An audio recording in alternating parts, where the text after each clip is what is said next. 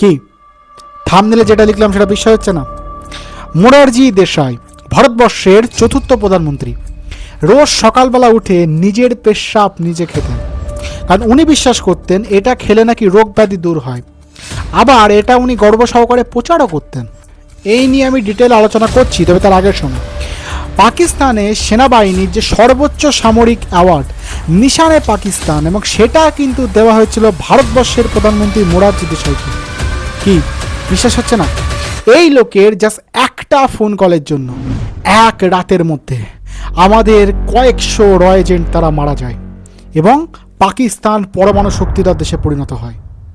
तो फिर कहूटा में क्या कर रहे हैं आप लोग? हिंदुस्तानियों को कहूटा के बारे में कैसे पता चला? ये काम सिर्फ रॉ कर सकती है। पाकिस्तान में रॉ एजेंट्स हैं। हो ही नहीं सकता। हो चुका है बास्टर्ड्स। वो कहूटा के बारे में जानते हैं।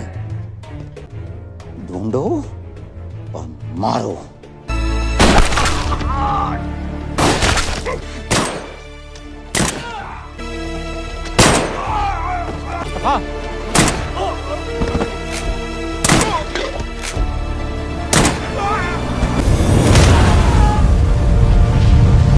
এখনো পর্যন্ত ভারতীয় রাজনীতির ইতিহাসের সবচেয়ে জঘন্য এবং সবচেয়ে বিতর্কিত প্রধানমন্ত্রী। কিন্তু কে এই মোরারজি দেশাই এবং তিনি কিভাবে ভারতবর্ষের প্রধানমন্ত্রী হলেন? তো চলুন আজকে তার ইতিহাসটা দেখা যাক। 1896 খ্রিস্টাব্দের 29শে ফেব্রুয়ারি তার জন্ম গুজরাটের ভালসার গ্রামে। তার বাবা ছিল একজন সাধারণ স্কুল শিক্ষক। তো মোরারজি ছোটবেলা থেকে পড়াশোনায় মোটামুটি বেশ ভালো ছিলেন। তো এরপর তিনি ইংরেজ সরকারের আন্ডারে সিভিল সার্ভিসের চাকরি পান।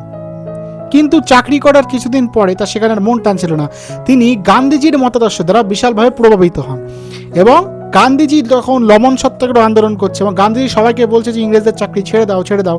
তো তিনি গান্ধীজির মতাদর্শে অনুপ্রাণিত হয়ে তিনি ইংরেজ সরকারের সিভিল সার্ভিসের চাকরি ছেড়ে দেয় এবং গান্ধীজির সাথে লবণ সত্যাগ্রহ আন্দোলনে যোগদান করেন। এবং 1941 থেকে 45 বেশ কিছুবার ব্রিটিশ বিরোধী আন্দোলন করার ফলে তাকে বারবার জেলে যেতে হয়েছে। তো এইসব কার্যকলাপের ফলে তিনি বেশ গান্ধীজি এবং নেহরুর বেশ ক্লোজ হয়ে যান। এরপর যখন 1947 সালে ভারত স্বাধীন হয়, তো ভারত স্বাধীন হওয়ার পরে 1951 সালে জেনারেল ইলেকশনে, এবং তখন যেহেতু কংগ্রেস খুব বিশাল একটা ভোটে জেতে, কংগ্রেস যেহেতু সরকার তৈরি করে এবং কংগ্রেস সরকার থেকেই মোরারজি দেশাই তখন ভোটে দাঁড়িয়েছিল এবং তখন মোরারজি দেশাইকে বোম্বাইয়ের মুখ্যমন্ত্রী করা হয়। এইবারে 1951 সালে কিন্তু সেই সময় বোম্বাই, মহারাষ্ট্র, গুজরাট সব কিন্তু একটা রাজ্যের মধ্যে পড়তো এবং যেই মোরারজি দেশাই মুখ্যমন্ত্রী হয়েছে বোম্বাইয়ের, এইবারে প্রচুর তখন ভাষা নিয়ে আন্দোলন হচ্ছে যে গুজরাটি যারা কথা বলে ওরা বলছে আমাদের একটা আলাদা রাজ্য দাও, আমরা গুজরাটি ভাষায় কথা বলি। আচ্ছা, যারা মারাঠি ভাষায় কথা বলে ওরা বলছে আমাদেরকে একটা আলাদা রাজ্য দাও। ঠিক আছে, তখন ভাষা নিয়ে একটা বিশাল আন্দোলন চলছে যে আমাদের সবাইকে একটা আলাদা আলাদা করে রাজ্য দাও। তো মোরারজি দেশাই বললেন হ্যাঁ, গুজরাটিদের একটা আলাদা রাজ্য গুজরাট হওয়া উচিত এবং মারাঠিদের, যারা মারাঠি কথা বলে ওদের একটা আলাদা রাজ্য মহারাষ্ট্র হওয়া উচিত। কিন্তু মুম্বাইকে কিন্তু আলাদা রাজ্য করা যাবে না, মুম্বাইকে তোমরা একটা কেন্দ্রশাসিত অঞ্চল করে রাখা উচিত। এটা মোরারজি দেশাই একটা প্রস্তাব দিলেন। কিন্তু এইটা নিয়ে মারাঠিরা প্রচুর আন্দোলন করতে লাগলো। মহারাষ্ট্রের লোকেরা ওরা বলতে লাগলো মহারাষ্ট্র যদি আমাদের রাজ্য হয় তা মুম্বাই আমরা ব্যবসা করি, তাহলে মুম্বাই যদি মহারাষ্ট্র না পড়ে তাহলে কেমন হয়? এবং মহারাষ্ট্র তখন মুম্বাইতে ব্যবসা করতো। তারা বলছে ওসব বললে হবে না, মুম্বাইকে মহারাষ্ট্র রাজ্যের মধ্যে ইনক্লুড করতে হবে। এবং তখন মারাঠি ভাষার লোকেরা আন্দোলন করতে শুরু করে। কিন্তু মোরারজি দেশাই একটু জেদি টাইপের লোক ছিল, কট্টর টাইপের লোক ছিল। উনি আন্দোলনের উপর গুলি চালান এবং কি বলো, পুলিশকে অর্ডার দিয়ে দিয়েছিল গুলি চালাও, এবং কিছুজন মানুষ এটাতে মারাও যায়। তো এটা নিয়ে ওনাকে প্রচুর ক্রিটিসাইজ করা হয় সেই সময়। এরপরে 1958 সালে তাকে দিল্লিতে ক্যাবিনেট মিনিস্টারের পদ দেওয়া হয়। এইবারে যেই দিল্লির মিনিস্টার হয়েছে মোরারজি দেশাই, তারপর থেকে কিন্তু তার না প্রধানমন্ত্রীর চেয়ারের প্রতি একটু দৃষ্টি গেছে যে আমি একদিন ভারতের প্রধানমন্ত্রী হব, এবং তার ওই পদটার প্রতি একটু লোভ হতে শুরু করে। প্রত্যেকদিন ভাবতো যে একদিন আমি ভারতের প্রধানমন্ত্রী হব। কারণ, এবং তার এই লোভটা বাড়ে কেন জানো? কারণ তখন কংগ্রেসে জওহরলাল নেহরুর পরে আর কিন্তু ওনার মাপের কোনো একটা লিডার ছিল না। এইবার জওহরলাল নেহরুর পরে তাহলে প্রধানমন্ত্রী হবে কে এবং তার যে সাকসেসর কী হবে, এটা নিয়ে কিন্তু প্রচুর তখন কনফিউশন ছিল, কারণ তার মাপের নেতা কংগ্রেস আর কেউ ছিল না। এবং মোরারজি দেশাই চেষ্টা করছিলেন যাই হোক করে জওহরলাল নেহরুর পরের জায়গাটা আমাকে নিতে হবে। জওহরলাল নেহরু তখন অনেক বয়স হয়ে গেছে, তার যদি কিছু একটা হয়ে যায় তাহলে আমি যেন পরবর্তী প্রধানমন্ত্রী হতে পারি। এবং এরপর টানা 16 বছর 9 মাস ভারতবর্ষের প্রধানমন্ত্রী থাকার পরে 27শে মে 1964 সালে জওহরলাল নেহরু কিন্তু মারা যায়, এবং যেই জওহরলাল নেহরু মারা গিয়েছেন উনি প্রধানমন্ত্রী থাকা অবস্থাতেই মারা গিয়েছিলেন। তো এরপরে পরবর্তী প্রধানমন্ত্রী কে হবে এই নিয়ে প্রচুর ঝামেলা চলছে। তখন দেশাই বললেন যে আমি হব। এই সময় সাউথ ইন্ডিয়া থেকে কিন্তু কংগ্রেসের একটা অধ্যক্ষ ছিল, তার নাম ছিল কে কামরাজ, এবং ইনি ছিলেন কংগ্রেসের অধ্যক্ষ। মানে মনে করো প্রচুর পার্টির বড় বড় ডিসিশনগুলো এই কে কামরাজ নিতেন, এবং ইনি কিন্তু প্রচুর চালাক ছিলেন। ইনি জানতেন এই মোরারজি দেশাই কারোর কথা শুনতে চায় না, একটু কঠোর টাইপের লোক, একে কোনোভাবে প্রধানমন্ত্রী দেওয়া যাবে না, এই পদে থেকে বসাবোই না আমি। তো এইবার কংগ্রেসের বাকি সমস্ত এমপিরা চাইছিল যে না, লাল বাহাদুর শাস্ত্রী ভারতবর্ষের প্রধানমন্ত্রী হোক। লাল বাহাদুর শাস্ত্রী বিশাল ভালো, মানে ওনার মতো মানুষ হয় না, এবং ওনার মতো ভালো প্রধানমন্ত্রী মানে ভারতবর্ষের ইতিহাসে খুব কম এসছে। এবং তখন লাল বাহাদুর শাস্ত্রী সবাই সাপোর্ট করছে উনি হোক, মোরারজি দেশাই যেন না হোক, এবং লাল বাহাদুর শাস্ত্রী যথারীতি তখন ভারতবর্ষের প্রধানমন্ত্রী হয়। কিন্তু কপাল দেখো, মাত্র 18 মাস ভারতবর্ষের প্রধানমন্ত্রী থাকার পরে লাল বাহাদুর শাস্ত্রী কিন্তু মারা যায়, এবং যেহেতু উনিও প্রধানমন্ত্রীর পদে থাকা অবস্থাতেই মারা গেছিল, সুতরাং আবার একটা শূন্যতা তৈরি হয় যে এইবারে প্রধানমন্ত্রীর পদে কে বসবে। কংগ্রেস অধ্যক্ষ কে কামরাজ এবং পার্টির বাকি লোকেরা কিন্তু চাইছিল এইবারে ইন্দিরা গান্ধী প্রধানমন্ত্রী হোক। এরা কেউই কোনোদিন মোরারজি দেশাইকে সাপোর্ট করেন যে দেশাই প্রধানমন্ত্রীর পদে যাক। কিন্তু মোরারজি দেশাই আবার প্রচুর খেপে যায়, এবং উনি এবার পার্টির মধ্যে বিদ্রোহ ঘোষণা করে। উনি বলেন যে পরিষ্কার কথা, ভোট করাও, ইলেকশন করাও, যে দেখা যাক কতজন এমপি এমএলএ আমাকে ভোট দেয় এবং কতজন ইন্দিরা গান্ধীকে ভোট দেয়। তো তখন কংগ্রেস পার্টির মধ্যে আবার ভোট হয় যে ইন্দিরা গান্ধী প্রধানমন্ত্রী হবে এরপরে নাকি মোরারজি দেশাই হবে, এবং এই পার্টির মধ্যে ভোটে ইন্দিরা গান্ধী একা 355টা ভোট পায়, মানে 355 জন ইন্দিরা গান্ধীকে সাপোর্ট করে, আর 159 জন মোরারজি দেশাইকে সাপোর্ট করে, এবং যথারীতি ইন্দিরা গান্ধী প্রধানমন্ত্রী হয়। এবং মোরারজি দেশাইকে তখন ভারতবর্ষের উপপ্রধানমন্ত্রী করা হয় এবং একটা ক্যাবিনেট মিনিস্টার ওনাকে দেওয়া হয়। কিন্তু কিছুদিন পরে ইন্দিরা গান্ধী মোরারজি দেশাই থেকে ক্যাবিনেট মিনিস্টারের পদটাও ছিনিয়ে নেয়, কারণ ইন্দিরা গান্ধী ভাই জানতো এই লোক বিশাল তেদর। ইন্দিরা গান্ধী ওনাকে রীতিমতো ক্যাবিনেট থেকে বেরিয়ে করে দেয় বলতে গেলে। তো দেশাই প্রচুর অপমানিত হয় এইটাতে, হ্যাঁ, এবং অপমানিত হয়ে উনি কংগ্রেস ছেড়ে দেন যে আমি আর কংগ্রেস করবো না, এবং অপোজিশন দলে গিয়ে জয়েন করেন। এইবারে ইন্দিরা গান্ধী প্রধানমন্ত্রী থাকাকালীন কিন্তু আমরা জানি এমার্জেন্সি করেছিল উনি, একদম সেই গণতন্ত্রের 12টা বাজিয়ে দিয়ে ইন্দিরা গান্ধী এমার্জেন্সি করেন, এবং পরে 21 মাস এমার্জেন্সি পিরিয়ড চলে। এবং এই সময় তুমি জানো দেশে কি অবস্থা হয়েছিল, সমস্ত অপোজিশন নেতাদের ধরে ধরে জেলে পুড়িয়ে দিয়েছিল ইন্দিরা গান্ধী, এবং এই সময় দেশাইকেও জেলে পুড়ে দিয়েছিল ভাই। এবং প্রায় 21 মাস এমার্জেন্সি থাকার পরে 1977 সালে প্রথমবার যখন লোকসভা ইলেকশন আসলো, সমস্ত বিরোধী দল তখন একজোট হয়ে একটা দল বানালো, জনতা দল, এবং এই দলে কিন্তু মোরারজি দেশাইও ছিল। এবং ভারতবর্ষের অপোজিশনের যে কটা বড় বড় নেতা তারা কিন্তু সবাই এই জনতা দলের মধ্যে ছিল। জেপি, রাজনারায়ণ, চন্দ্রশেখর, অটল বিহারী বাজপেয়ী, চরণ সিং, এবং এই সমস্ত বিরোধীরা একজোট হয়ে এরা চাইছিল যে যাই হোক করে ইন্দিরা গান্ধীর পতন করাতে হবে। এবং তখন সারা দেশ জুড়ে বা ইন্দিরা বিরুদ্ধে স্লোগান চলছে, বা ইন্দিরা গান্ধীর বিরুদ্ধে মানুষ তখন প্রচুর ক্ষেপে আছে। তো যখন ভোটের ফলাফল ঘোষণা হলো 1977 সালের জেনারেল ইলেকশনে, এই টোটাল যে জোট পার্টি এরা 330টার কাছাকাছি আসন পায়, এবং ইন্দিরা গান্ধী 154টা আসন পেয়ে খুব বাজেভাবে হেরে যায়। এবং ফাইনালি মোরারজি দেশাইকে 24শে মার্চ 1977 সালে 81 বছর বয়সে এই জনতা দল থেকে কিন্তু নেতৃত্ব নির্বাচন করে ভারতবর্ষের প্রধানমন্ত্রী হিসেবে শপথ গ্রহণ করানো হয়। কিন্তু শপথ গ্রহণের কিছুদিন পরেই আমাদের যে ইন্টেলিজেন্স এজেন্সি গোয়েন্দা সংস্থা, তিনি তার বাজেট 33% কমিয়ে দেন। এইটা কেন? কারণ তিনি বলতেন যে না, রয়ের মাধ্যমে ইন্দিরা গান্ধী কিন্তু এমার্জেন্সি পিরিয়ডে প্রচুর অপোজিশন নেতাদের উপর নজরদারি করত, এবং ইন্দিরা গান্ধী এক প্রকার এই গোয়েন্দা সংস্থাকে নিজের পার্সোনাল কাজে ইউজ করত, এবং তিনি এই জন্য বাজেট কমিয়ে দিয়েছেন। এমনকি তিনি এইভাবে পাকিস্তান, আফগানিস্তান, উজবেকিস্তান বা যেসব চায়না বা যেসব মানে প্রতিবেশী দেশগুলোর উপর ভারত যেভাবে নজরদারি চালাতো রয়ের মাধ্যমে, এইটা তিনি এত পছন্দ করতেন না। তিনি একটু গান্ধীবাদী লোক ছিল। তিনি বলতেন অন্য দেশের এটা গোপন বিষয়ে, তাদের এই ইন্টারনাল ম্যাটারে আমরা কেন নাক গলাবো, অন্য দেশের ম্যাটারগুলোতে আমরা কেন নাক গলাবো। তিনি এইরকম একটু গান্ধীবাদী টাইপের মানুষ ছিল। তো ভারতে যখন এইসব ঝামেলা চলছে, ওদিকে পাকিস্তানে কী চলছে জানো? 1977 সালে পাকিস্তান কিন্তু কাটোয়াতে তারা একটা গোপনে নিউক্লিয়ার মিশন চালাচ্ছিল, যে কোনোভাবে তারা পরমাণু বোম বানাবে, এবং তারা কোনোভাবে চেষ্টা করছিল যাই হোক করে পাকিস্তানকে পরমাণু শক্তিধর দেশে পরিণত করতে হবে। এবং সেই সময় পাকিস্তানের প্রধানমন্ত্রী কিন্তু ছিল জিয়াউল হক, এবং সে একজন মিলিটারি মেজর, এবং সে কিন্তু ডিক্টেটরশিপের মাধ্যমে পাকিস্তানের শাসন ক্ষমতা লাভ করে, এবং সে বিশাল চালাক ছিল। জিয়াউল হক তখন ভারতের সাথে ভালো সম্পর্ক রাখছে, হ্যাঁ, এরা গোপনে ওদিকে বোম বানাচ্ছে, কিন্তু জিয়াউল হক আর মোরারজি দেশাইয়ের সাথে খুব ভালো সম্পর্ক রেখে দিয়েছিল। সবসময় ফোনে কথা বলতো এবং বলতো আমরা তো খুব ভালো হয়ে গেছি, এখন দেখো কোনো আর টেরোরিস্ট অ্যাটাক হচ্ছে না, বিশাল ভালো আছে, ভারত পাকিস্তানের সম্পর্ক আস্তে আস্তে ভালো হচ্ছে, আমাদের রিলেশনশিপ খুব সুন্দর হচ্ছে। কিন্তু গোপনে গোপনে এরা পরমাণু বোম তৈরির চেষ্টা করছে, কোনোভাবে ভারতের আগে আমরা পরমাণু বোম তৈরি করে ফেলবো। এবং মোরারজি দেশের সাথে জিয়াউল হকের কিন্তু খুব একটা ভালো সম্পর্ক চলছিল সেই সময়। কিন্তু ভাই আমাদের র এজেন্ট, আমাদের যারা গোয়েন্দা, দেশের জন্য যারা কাজ করে, ওরা কি এত বোকা? তারা সেই সময় যাই হোক করে এমন ইনফরমেশন বার করেছে যে কাটোয়াতে পাকিস্তান কিন্তু পরমাণু বোম তৈরির চেষ্টা করছে এবং তারা সেটা নিয়ে গবেষণা করছে। আমাদের র এজেন্টরা সেটা বুঝতে পারে, যারা সেখানে পাকিস্তানে বসে আছে, আন্ডার কভার এজেন্ট, এবং তারা তখন এটা শিওর তো হতে হবে, আগে তো কোনো প্রমাণ জোগাড় করতে হবে যে হ্যাঁ পাকিস্তান ওখানে পরমাণু বোম বানাচ্ছে। আমাদের কাছে তো কোনো প্রমাণ নেই আগে থেকে। এবং অজিত ডোভাল কিন্তু এই মিশনটা তখন নেতৃত্ব দিচ্ছে, উনি নিজে তখন পাকিস্তানে আছে গ্রাউন্ডে গিয়ে, বুঝতে পারছো? তো সেই সব অজিত ডোভাল কী করে, ওখানে একটা পাকিস্তানে ওই পরমাণু কেন্দ্রের পাশে একটা লোকাল নাপিতের দোকান ছিল। এবার ওই নাপিতের দোকানে পরমাণু কেন্দ্রের পাকিস্তানি বিভিন্ন বিজ্ঞানীরা ওরা এসে ওই নাপিতের দোকানে চুল কাটতো। তো অজিত ডোভাল সেইখান থেকে চুলের স্যাম্পেল জোগাড় করে, যেখানে ওই বিজ্ঞানীগুলো চুল কাটতো গবেষণা কেন্দ্রে, ওই চুলের স্যাম্পেল জোগাড় করে অজিত ডোভাল কিন্তু সেটা ভারতের ল্যাবে টেস্ট করতে পাঠায়।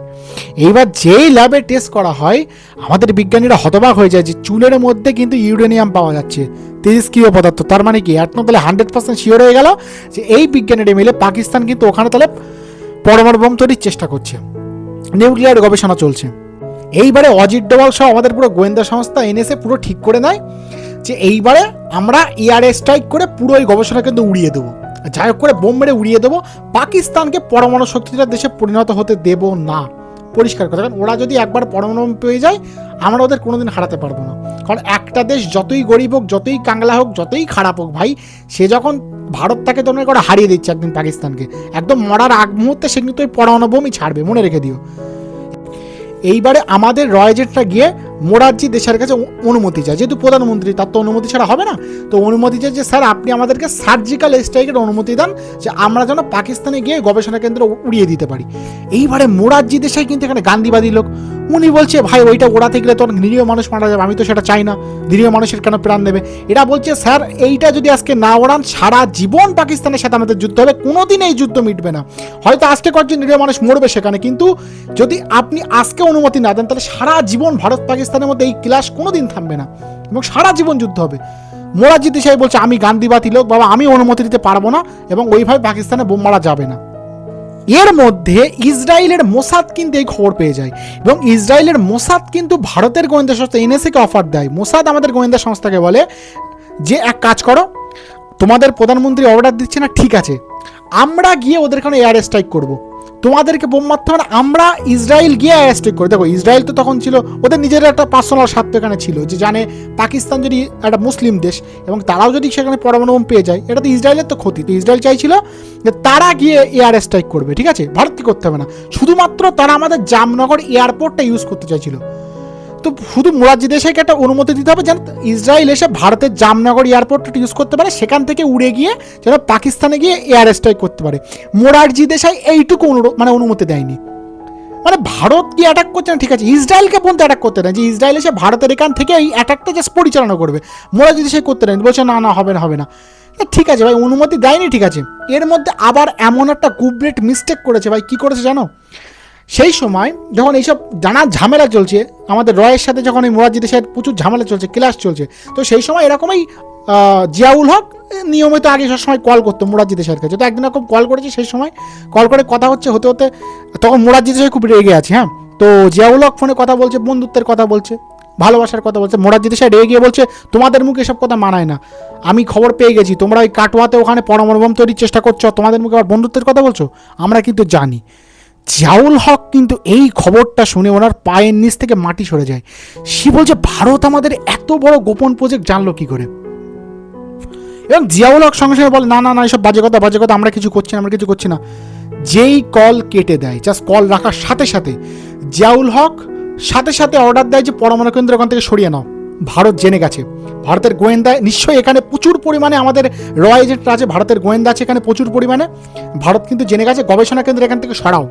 ঠিক আছে, ভারত কিন্তু উড়িয়ে দেওয়ার চেষ্টা করছে। আর এক কাজ করো, কাটোয়া এবং কাটোয়ার আশেপাশে যে কজন পরিমাণে ভারতের গোয়েন্দারা থাকে ওই পুরো অঞ্চল ঘিরে নাও। পাকিস্তানের জিয়াউল হক ভাই সেই সময় পাকিস্তানের আর্মি থেকে শুরু করে আইএসআই এজেন্টদেরকে কাছে লাগিয়ে দিয়েছে, আইএসআই জঙ্গিদেরকে বলে দিয়েছে যে যাই হোক করে ভারতের গোয়েন্দাগুলোকে ধরো ব্যাং মারো, জাস্ট জানে মেরে ফেলো। উফ, এক রাতের মধ্যে আমাদের কয়েকশো র এজেন্টকে শহীদ করে দিয়েছে ওখানে। তুমি ভাবো একবার, যারা দেশের জন্য, যারা এত পরিমাণে দেশকে ভালোবাসে, যারা একদম নিজের শত্রুর দেশে গিয়ে সেখানে আন্ডার কভার এজেন্ট সেজে, যারা নিজের দেশকে রক্ষার জন্য নিজের দেশের সাথে সেখানে গিয়ে নিজের জীবনকে হাতে রেখে কাজ করছে, এত বড় একটা মিশনকে এক রাতের মধ্যে আমাদের পুরো রয়ের যে নেটওয়ার্ক ছিল পাকিস্তানে ধ্বংস করে দিয়েছে। একটা ফোন কল, শুধু একটা মিস্টেক, এক রাতের মধ্যে কাটোয়ার আশপাশে যে কটা আমাদের র এজেন্ট ছিল, যারা আমাদের গোয়েন্দা সংস্থা ছিল, যারা আমাদের সেনাবাহিনীর সদস্য সেখানে ছিল, সবাইকে জাস্ট খুঁজে খুঁজে মেরেছে পাকিস্তান। আইএসআই এর লোকেরা অত্যাচার করে করে তাদেরকে মেরেছে। এক রাতের মধ্যে আমাদের পুরো নেটওয়ার্ক শেষ এই মোরারজি দেশাইয়ের জন্য। এবং আজকে যদি সেই সময় উনি অনুমতি দিয়ে দিতেন, এবং ওনার অনুমতিরও প্রয়োজন ছিল না, যাই হোক করে যদি উনি এই ফোন কলটা না করে অন্তত এই ভুলটা না করতেন, মিনিমাম আমার মতে সেই সময় অজিত ডোভাল ছিল, কিছু একটা ব্যবস্থা নিয়ে নিত 100%। প্রধানমন্ত্রী অনুমতি ছাড়াও ইসরায়েল কিছু একটা করে দিত, বা আমরাও কিছু একটা করে নিতে পারতাম, কিন্তু উনি যে ভুলটা করলেন কি বলবো। এবং পাকিস্তান আজকে পরমাণু শক্তির দেশে পরিণত হয়েছে বলেই ওদের সাথে কিন্তু এত ক্লাস, এত যুদ্ধ হয়েছে। ওদের এই সাহসটা কোথা থেকে আসে? আজকে যদি ওদের হাতে সেই দিন পরমাণু বোম না যেত, হয়তো আজকে কাশ্মীর আমাদের হতো। এবং কোনোদিন আজ পর্যন্ত এতবার ভারত পাকিস্তানের যুদ্ধ হয়েছে, এই একটা যুদ্ধও কোনোদিন হতো না যদি সেদিন উনি অনুমতি দিয়ে দিতেন। হয়তো কটা নিরীহ মানুষের তখন প্রাণ যেত একটা গবেষণা কেন্দ্র ওড়াতে গিয়ে, কিন্তু আজকে এত হাজার হাজার মানুষের জীবন কখনো যেত না, এত জঙ্গিবাদ কোনোদিন হতো না ওনার এই একটা ভুলের কারণে। এবারে মোরারজি দেশের সম্পর্কে কথা বলেছিলাম যে সকালবেলা উঠে উনি নিজের পেশাব নিজে খেতেন। তো ওই সম্পর্কে একটা কথা বলি, উনি বিশ্বাস করতেন যে সকালবেলার যে প্রথম পেশাব সেটা না অমৃতের মতো কাজ করে, এবং উনি বলতেন যে এটা আমাদের রক্তের একটা গুরুত্বপূর্ণ অংশ, দরকারি অংশ, এটা এইভাবে ওয়েস্ট করতে নেই। তো উনি সেটা খেতেন। এবং এর একটা প্রমাণ তোমাকে আমি দিচ্ছি, তোমার মনে হচ্ছে মন করার কথা বলছি, তাই তো তুমি ইউটিউবে সার্চ করেও দেখতে পারো, তোমার একটা প্রমাণ দিচ্ছি। আমাদের একজন প্রাক্তন র এজেন্ট ছিল বি রামান, সে তার বই দ্য কাউবয়েস অফ রতে লিখেছেন যে 1978 সালে মোরারজি দেশাই যখন ফ্রান্স সফরে গিয়েছিলেন, তো তিনি তখন আমাদের রাষ্ট্রদূত আর.ডি. শার্টের ঘরে গিয়ে ওঠেন, এবং সেখানে প্রত্যেকদিন সকালবেলা ওয়াশরুমে যাওয়ার সময় ওই গ্লাস নিয়ে যেতেন। এবং উনি ভারতে চলে আসার পরে আর.ডি. শার্টের স্ত্রী ছিল, তিনি ওই গ্লাসগুলো ফেলে দিয়েছিলেন, বলেন সকালবেলা খেতেন উনি। কি একটা অদ্ভুত বিশ্বাস! এবং এত কিছুর পরও প্রায় 99 বছর পর্যন্ত বেঁচেছিলেন উনি। লোকে অবাক হয়ে যায়, অনেকে তো বিশ্বাস করে যে ওই কারণে হয়তো বেঁচেছিলেন, ওটা খেতেন বলে। আমি আর এই নিয়ে কোনো কথা বলবো না, সমস্যা হবে। কিন্তু এটা সত্যি, জাস্ট এটা সত্যি কথা। তোমার যদি বিশ্বাস না হয় তুমি ইউটিউবে সার্চ করে দেখো। 28 জুলাই 1979 সালে কিন্তু মোরারজি দেশাইকে রিজাইন করতে হয়, কারণ তখন ওই যে জোট সরকার দিয়ে তারা ক্ষমতায় ছিল, ওই জোটের মধ্যে ভাঙন ঘটে, এবং আলটিমেটলি তাকে কিন্তু রিজাইন দিতে হয়। ঠিক আছে, যতই তুমি গান্ধীবাদী হও, যাই হয় না করো, তোমার নিজস্ব মতাদর্শ, পার্সোনাল বিলিভ, এইগুলোর আগে না দেশের স্বার্থ আগে। আমার দেশ সবার আগে, দেশের মাটি সবার আগে। যতই কয়েকজন নিরীহ মানুষকে মারার জন্য আমি গান্ধীবাদী, আমি ভাইলেন্সে বিশ্বাস করবো না, ভাইলেন্স আমার পছন্দ না, নিজের দেশ সবার আগে। আজকে ওই একটা ইনসিডেন্টের জন্য পাকিস্তানের সাথে আমাদের কটা যুদ্ধ হয়েছে ভাই, তারপর থেকে হিসাব করো তুমি, কত হাজার আমাদের আর্মি মরেছে, ওদের মানুষ কত হাজার মরেছে। কিন্তু সেদিন যদি উনি ওই অর্ডার দিয়ে দিতেন, যদি আজকে পাকিস্তানের কাছে পরমাণু বোম না থাকতো, তাহলে একটা যুদ্ধ হতো না পাকিস্তানের সাথে আমাদের। আর এই যে ওরা এত টেরোরিস্ট অ্যাটাক করে, আইএসআই দিয়ে অ্যাটাক করে, না কিচ্ছু করতে পারতো না, ওরা কোনো অ্যাটাক হতো না পাকিস্তান আমাদের সাথে। ভারতবর্ষের ইতিহাসের সবচেয়ে বিতর্কিত এবং সবচেয়ে কন্ট্রোভার্সিয়াল প্রধানমন্ত্রী হয়ে থাকবেন, মাত্র ওই যা 2 বছর শাসন করেছিলেন, মানে আর। এবং ওনার লাইফের এটা সবচাইতে বড় ব্লান্ডার মিস্টেক। আমি বলবো ভারতবর্ষের যদি সামরিক ইতিহাসে সবচেয়ে বড় ব্লান্ডার মিস্টেক এইটা। তারপরে তোমার কত কী বলবো, কত নির্লজ্জের মতো 1990 সালে ওনাকে পাকিস্তান, ওই জিয়াউল হক যখন এত খুশি হয় পাকিস্তান যে ও রকে অ্যাটাক করতে দেয়নি এই লোক, পাকিস্তান ওকে নিশানে পাকিস্তান অ্যাওয়ার্ড দিয়েছে। ভারতে বিশাল কন্ট্রোভার্সি হয়েছে এটা নিয়ে যে নিশানে পাকিস্তানের সর্বোচ্চ সামরিক অ্যাওয়ার্ড দেওয়া হয়েছে ওনাকে। কেন দিয়েছে? এমনি দিয়েছে পাকিস্তান আজ পর্যন্ত কাউকে দেয়নি, কোনো ভারতীয়কে কোনো অ্যাওয়ার্ড দেয়নি, শুধুমাত্র ওনাকে নিশানে পাকিস্তান অ্যাওয়ার্ড দেওয়া হয়েছে। কত বড় লজ্জার একটা বিষয়, কি বলবো আর। যখন পাকিস্তানকে জিজ্ঞেস করছে যে এনাকে অ্যাওয়ার্ড কেন দিচ্ছ, পাকিস্তান বলছে না ওনার আমলে ইন্ডিয়ার সাথে পাকিস্তানের সম্পর্ক খুব ভালো ছিল সেই জন্য দিচ্ছে। এই মানুষটার জন্য আমাদের কয়েকশো এজেন্ট আজকে মারা গেছে। তারা এই গোয়েন্দাগুলো তারা নিজের জীবনের রিস্ক নিয়ে, মানে দেশকে কতটা না জানি ভালোবাসলে তারা সেইখানে গিয়ে শত্রু দেশে গিয়ে সেখানে তারা ছদ্মবেশে সেখানে তারা সারাদিন কাজ করতো সেখানে, যে যাতে দেশকে বাঁচাতে পারে এত কষ্ট করে ইনফরমেশন জোগাড় করেছিল। আরে ভাই ঠিক আছে স্ট্রাইক করতে দিল না ঠিক আছে, কিন্তু একটা ফোন কলের জন্য এক রাতের মধ্যে আমাদের কয়েকশো এজেন্ট মারা গেল এবং পুরো রয়ের নেটওয়ার্ক শেষ হয়ে গেল। এবং মোরারজি দেশাই ভারতবর্ষের রাজনৈতিক ইতিহাসের সবচেয়ে বিতর্কিত এবং কন্ট্রোভার্সিয়াল প্রধানমন্ত্রী হয়েই থাকবেন। কারণ আমি বিশ্বাস করি এবং আমাদের দেশবাসী বিশ্বাস করে নিজের পার্সোনাল মতাদর্শ, কোনো একটা মানুষকে আদর্শ মানেন আপনি যাই মানেন না কেন, সবার আগে দেশ, আপনার জাত, আপনার ধর্ম, আপনার পার্সোনাল বিশ্বাস, সব কিছুর আগে আমার দেশ, সব কিছুর আগে আমার দেশ।